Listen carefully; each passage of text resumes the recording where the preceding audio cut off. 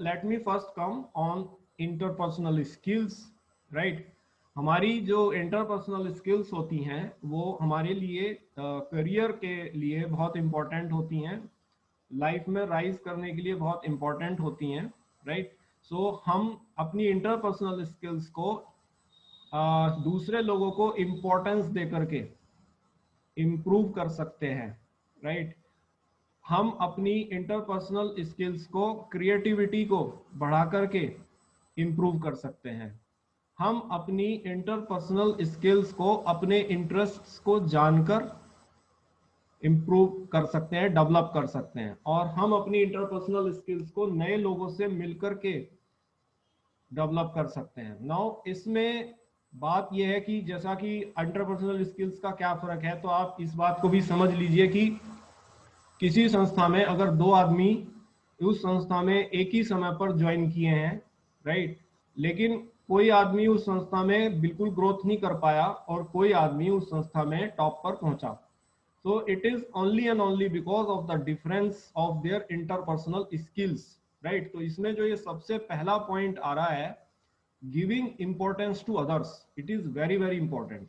कोई आदमी अपने आप में ही रहता है, अपनी धुन में ही रहता है, राइट, तो वो तरक्की नहीं कर पाता है। वो ठीक है, he is very very talented, he has lot of knowledge, he has lot of base behind his knowledge, but he is not giving importance to others, right।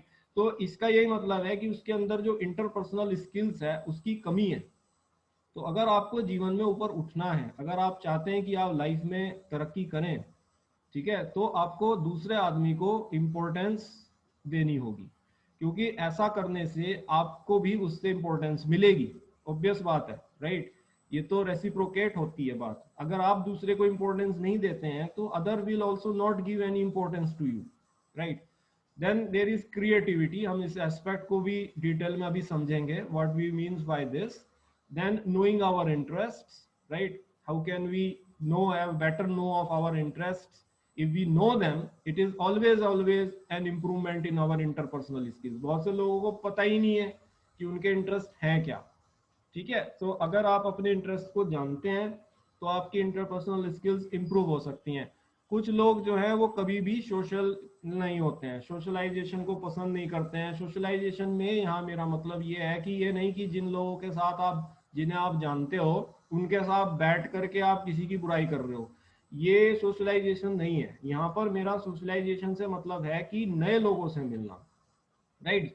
जिसको आप नहीं जानते हो उसके उससे भी मिलना, या तो वो आपसे मिले या आप उसके पास जाकर के मिले, राइट। तो वो नए लोगों से मिलना भी आपकी इंटरपर्सनल स्किल्स को शो करता है कि you have got those interpersonal skills, right. तो ये इंटरपर्सनल स्किल्स जो हैं, यही एक संस्था में, एक इंस्टीट्यूशन में, एक ऑर्गेनाइजेशन में आपको ग्रो कराती हैं, राइट।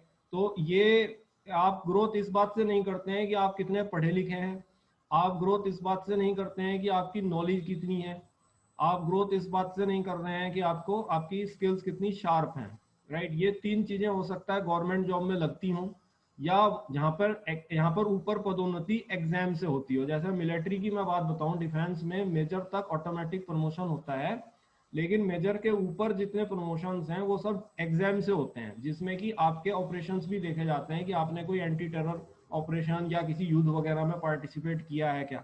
तो उन सबसे तरक्कियां होती हैं, राइट। तो they are the ability to take risk also, वो एंटरप्रेन्योरशिप वाली बात उनके साथ होती है। तो उन बातों को आप छोड़ दीजिए।